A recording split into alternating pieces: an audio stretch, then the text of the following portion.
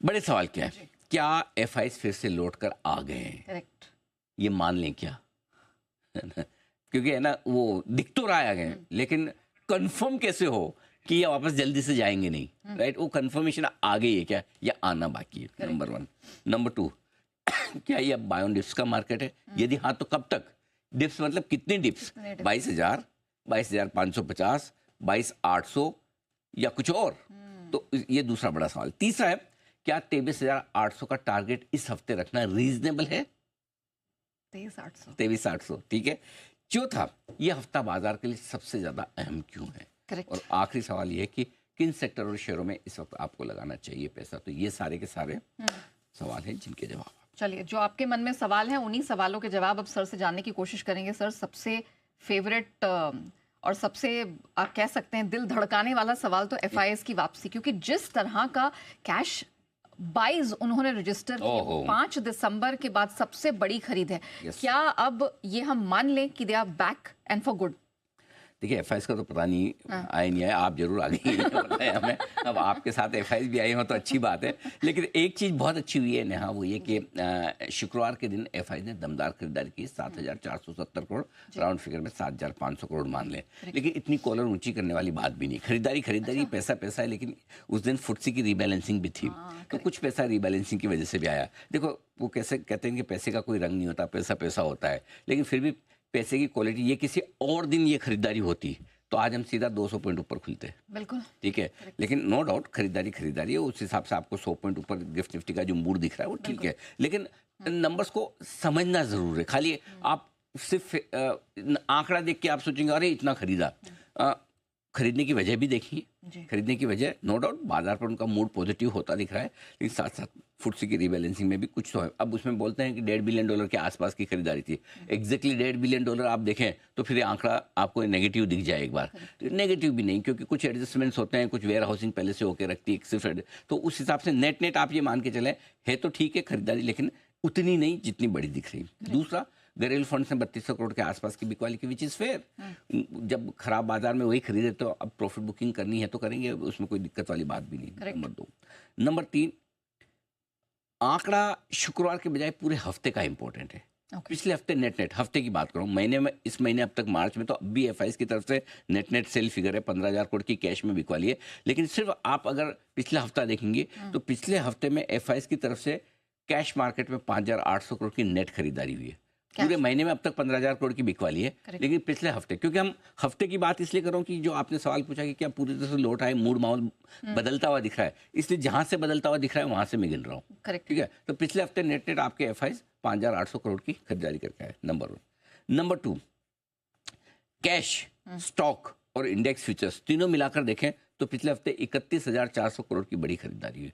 So make no mistake, 22,000 से 23,400-500 तक लाने की जिम्मेदारी पूरी तरह से एफआईएस की तरफ से, उनकी शॉर्ट कवरिंग और खरीदारी दोनों होकर मिलती हुई दिखी है। और ये शॉर्ट कवरिंग हुई है वायदा कारोबार में, तगड़ी शॉर्ट कवरिंग एफआईएस ने की है। आप देख सकते हैं वायदा कारोबार में जिस तरह से index futures 14,000 crore, stock futures 11,600 crore और कैश का मिलाकर 5,800 करोड़ का देखें तो कुल मिलाकर 31,400 करोड़ की बड़ी खरीदारी हुई है, जिसकी वजह से पिछले हफ्ते बाजार में एक तरफा तेजी होती देखिए। ये तो अब तक का हो गया।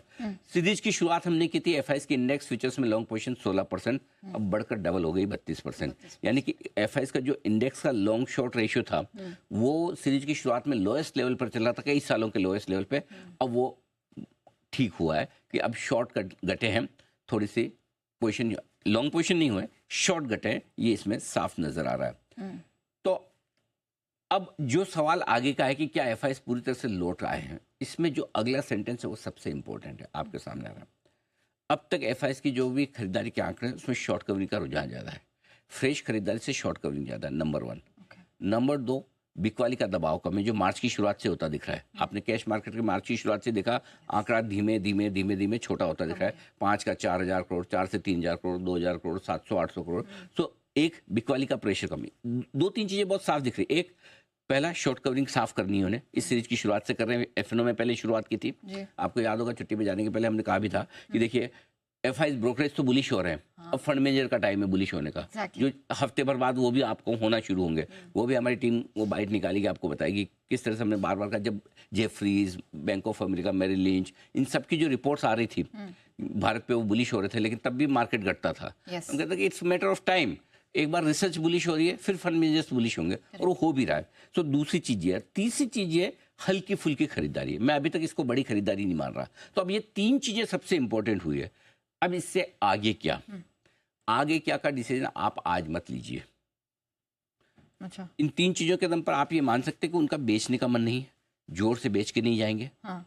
नीचे आएगा तो लेंगे ही, थोड़ी शॉर्ट कवरिंग भी करेंगे, हल्की फुल्की खरीदारी भी करेंगे, लेकिन फुल फ्लेज लौट आए क्या? इस सवाल का जवाब मिलेगा आपको 2 अप्रैल को। 2 अप्रैल को, और करेक्ट। 2 अप्रैल को क्यों मिलेगा?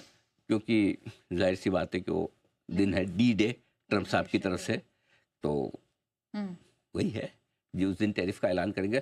तो हम पर कितना टैरिफ लगता है, कितनी छूट मिलती है, वो बाजार का मूड माहौल तय करेगा, और एफआईएस का मूड माहौल भी। ठीक है। और वो 2 अप्रैल सिर्फ हमारे लिए इम्पोर्टेंट नहीं है, अमेरिका के लिए भी इम्पोर्टेंट है, दुनिया भर के लिए भी इम्पोर्टेंट है, क्योंकि उस दिन उनके लिए एक तरह से, जिस हिसाब से मैं समझ रहा हूँ। अच्छा, बाय द वे यहीं पे थोड़ा सा अमेरिकी बाजारों को भी मैं बताना चाहता हूँ कि कल अमेरिकी बाजारों, आई मीन शुक्रवार को, एक बहुत स्मार्ट रिकवरी हुई। निचले स्तर पे बहुत बढ़िया भागे अमेरिकी बाजार, खुले नीचे थे, धीरे धीरे ऊपर होकर टॉप पर बंद हुए, हल्के हरे निशान में बंद हुए। इंपॉर्टेंट वो नहीं है, लेकिन फेड की पॉलिसी के दिन, उसके बाद दोनों ट्रेडिंग सेशन गुरुवार और शुक्रवार के अमेरिकी बाजारों में बहुत उतार चढ़ाव वाले रहे। निचले स्तर से रिकवरी स्मार्ट आती हुई दिखी है। ठीक है, तो हो ये रहा है कि जितना डर टैरिफ का हमें लग रहा है या दूसरे बाजारों को लग रहा है, उससे ज्यादा अमेरिका को लग रहा है। Exactly. और कल जो, आई मीन शुक्रवार को जो रिकवरी आई अमेरिका में डाउन में, वो सिर्फ इस वजह से आई कि ट्रंप का रुख थोड़ा सा नरम पड़ता हुआ दिख रहा है टैरिफ को लेकर। उन्होंने बोला कि हम फ्लेक्सिबल है, लगाए तो हैं, छोड़ेंगे नहीं किसी को। रेसिप्रोकल टैरिफ यानी कि जवाबी टैरिफ तो लगाएंगे, लेकिन उतना नहीं लगाएंगे, उतने मजबूती से या उतने कड़क तरीके से नहीं लगाएंगे जितना लोग रहे। तो उसी में अमेरिकी बाजार थोड़े ऊपर आ गए। कुछ सेक्टर्स को भी उन्होंने रियायत दे दी ना, फार्मा, ऑटो। Exactly. फार्मा तो लगा ही नहीं सकते, नहीं लगा सकते थे। देखो आदमी है ना, सबसे ज्यादा मुश्किल टाइम कब होता है लाइफ में आदमी का? जब आदमी बीमार होता है। और जब उसको दवाएं ना मिले या बहुत महंगी मिले ना, तो फिर वो जिंदगी भर कभी वोट ना दे ट्रम्प को। बिल्कुल सही है ना, हालांकि वो अगली बार खड़े भी नहीं होंगे, वो अलग बात है, लेकिन फिर भी अल्टीमेटली कोई वो ना उस समय ना, वोट तो छोड़ो, उस समय लोग फिर आदमी बददुआएं निकलती। करेक्ट। ये इससे खराब प्रेसिडेंट नहीं देखा, दवाएं तक नहीं मिल रही इसके राज में। एग्जैक्टली। मैं इतनी महंगी मिल रही है, अफोर्ड नहीं कर रहा। सो ये सारी चीजें हैं ना, तो इसलिए मुझे लगता है फार्मा तो बहुत मुश्किल है कि वो बहुत जोर से लगाए, बट बाकी सेक्टर्स तो है ही ना। सो लग ये रहा है कि 2 अप्रैल का इंतजार अमेरिकी बाजार भी कर रहे हैं, और बहुत ज़्यादा एग्रेसिव लगा दिया तो अमेरिकी बाजारों में भी फिर वो डरेगा महंगाई बढ़ने का, ग्रोथ नहीं आने का, वो सारी चीज़ें। तो अभी क्या ट्रम्प वो अमेरिका के मार्केट को डिस्टर्ब करने का भी वो ज़्यादा सोच नहीं सकते। सो मेरा ये समझना है, इसलिए एफआईएस पूरी तरह से बाजारों में लौटेंगे नहीं लौटेंगे, ये 2 अप्रैल के बाद पता चलेगा। 2 अप्रैल तक जोर से नहीं जाएंगे, ये बात भी पक्की है, लेकिन पूरी तरह से लौटेंगे। इसके लिए हम अब इतना इंतजार किया है, 6 महीने से कर रहे हैं, 6 दिन और सही है ना, कौन सा फर्क पड़ जाएगा। और 6 दिन तक ले ही लेंगे पहले तो अच्छी बात है, नहीं लेंगे तो 6 दिन बाद ले लेंगे। करेक्ट। हर चीज़ का जवाब आज का आज मन में, आज का आज ढूंढना जरूरी नहीं, मिलना जरूरी नहीं, मिलेगा तब ले लेंगे। बट तब तक ऐसा कोई टेंशन वाली बात नहीं, पैनिक वाली बात नहीं। सारा जो खरीदा 7 दिन में, पिछले 5 दिन में, वो सब वापस के वापस दे जाएंगे, ऐसा भी नहीं है, चिंता नहीं। तो उसको लेके स्ट्रेस नहीं। लेकिन सर आपने